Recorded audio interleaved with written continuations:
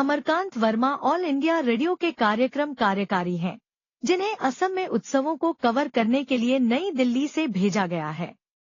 रास्ते में एक बरसाती रात के दौरान अमर बराक वैली एक्सप्रेस पकड़ने के लिए हाफलोंग रेलवे स्टेशन पर घंटों फंसा रहता है।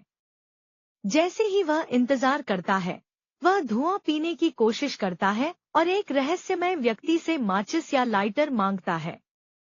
अचानक हवा का एक तेज झोंका उस व्यक्ति के शॉल को उड़ा देता है, जिससे एक खूबसूरत महिला प्रकट होती है। अमर पास आता है, उसे बताता है कि वह सुंदर है और बातचीत शुरू करने की कोशिश करता है। वह उसे नजरअंदाज करती है। वह कायम रहता है और अंततः वह उससे एक कप चाय मांगती है। जब वह चाय लेकर लौटता है, तो वह देखता है कि वह 3 पुरुष यात्रियों के साथ अगली ट्रेन में चढ़ती है और दूर चली जाती है। अमर अपने गंतव्य तक पहुंचता है और सिलचर में उसी महिला को देखता है। वह उससे बात करने का प्रयास करता है, लेकिन वह कहती है कि उसे उससे पहले कभी मिलने की याद नहीं है। भारतीय स्वतंत्रता के 50 वर्षों के अवसर पर अपने समाचार रिपोर्टिंग कार्य के एक भाग के रूप में अमर ने कई असमिया नागरिकों और एक चरमपंथी प्रमुख का साक्षात्कार लिया, जो क्षेत्र में मानवाधिकारों के उल्लंघन और गरीबी के लिए भारत सरकार को दोषी मानते हैं। प्रमुख का कहना है कि मुक्तिवादी सरकार के साथ किसी भी बातचीत में शामिल नहीं होना चाहते हैं और पूर्वोत्तर भारत में अपने प्रतिरोध को उचित ठहराना चाहते हैं। कुछ समय बाद अमर रेडियो पर उस महिला के साथ अपनी मुठभेड़ का वर्णन करता है, जिसे वह सुनती है। उसने उसे फिर से सिलचर के एक डाकघर में देखा।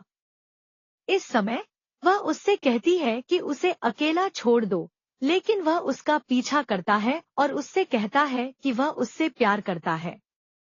वह विरोध करती है और अमर से कहती है कि वह शादीशुदा है। अमर ने उससे माफी मांगने का फैसला किया, लेकिन वह 2 लोगों के साथ पहुंची, जिन्होंने उसे बेहोश कर दिया। पिटाई के दौरान अमर को पता चला कि वे लोग संभवतः उसके भाई हैं और उसने अपनी शादी के बारे में झूठ बोला था। बुरी तरह घायल और लहूलुहान होने के बावजूद वह इस खोज से खुश है। वह उसके घर पहुंचता है और स्थानीय लोगों से पता चलता है कि वह चली गई है। इसके बाद अमर डाकघर जाता है, जहां सबसे पहले उसकी नजर उस पर पड़ती है और वह पीसीओ मालिक को उसकी संपर्क जानकारी देने के लिए रिश्वत देता है और उसे पता चलता है कि वह लद्दाख के लिए फोन कर रही है। इसके बाद अमर लेह की यात्रा करता है और सिंधु दर्शन महोत्सव की रिकॉर्डिंग करते समय एक आत्मघाती हमलावर का भारतीय सेना द्वारा पीछा किया जाता है और उसे मार गिराया जाता है। अमर ने फिर से महिला को देखा। जैसे ही महिला और अमर एक बस में चढ़ते हैं, सैन्य अधिकारी बस को रवाना होने की अनुमति देने से पहले प्रत्येक यात्री से पूछताछ करते हैं। अमर अधिकारियों को बताता है कि वह उत्सव पर रिपोर्टिंग कर रहा है और महिला अधिकारियों को झूठा बताती है कि वह अमर के साथ यात्रा कर रही है। कुछ यात्रा के बाद बस खराब हो जाती है और यात्रियों को पास के गांव तक पैदल जाना पड़ता है। रास्ते में महिला अपना नाम बताती है, मेघना। मेघना के विरोध के बावजूद अमर उसका पीछा करना जारी रखता है। मेघना अमर से कहती है कि उसकी किस्मत उसे उसके साथ रहने से रोकती है। वह एक दर्दनाक व्यक्तिगत इतिहास का खुलासा करती है और यह बताती है कि अगर वे एक साथ रहें, तो वह 8 बच्चे चाहेंगी। उसकी दुविधा और उनके पारस्परिक आकर्षण को रेगिस्तान में एक दिवास्वप्न नृत्य दृश्य द्वारा दर्शाया गया है। अंत में दोनों एक साथ यात्रा करते हैं और रात भर रेगिस्तान में एक दूसरे के पास आराम करते हैं। सुबह अमर जागता है और पाता है कि मेघना गायब है। दुखी होकर अमर दिल्ली में अपने घर लौटता है, जहां उसका परिवार संभावित दुल्हन के रूप में उसे केरल की प्रीति नायर से मिलवाता है। प्रीति स्वीकार करती है कि उसे हाल ही में प्यार में अस्वीकार कर दिया गया था और अमर को यह बताने के लिए कहती है कि उसे भी छोड़ दिया गया था।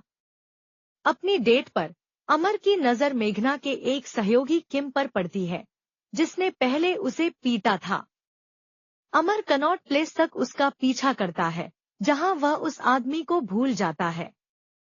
स्थानीय पुलिस द्वारा रोके जाने के बाद अमर को बताए बिना उस व्यक्ति ने साइनाइड की गोली से खुद को मार डाला। स्थिति की उग्र प्रकृति के कारण पुलिस ने घटना को सीबीआई को सौंप दिया। घर वापस आकर अमर प्रीति से शादी करने के लिए सहमत हो जाता है और शादी की तैयारियां तुरंत शुरू हो जाती हैं।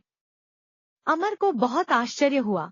मेघना उसकी सगाई की पार्टी में आती है और अमर से रहने के लिए जगह मांगती है और अमर के ऑल इंडिया रेडियो कार्यालय में नौकरी पाने में मदद करती है, जो वह करता है।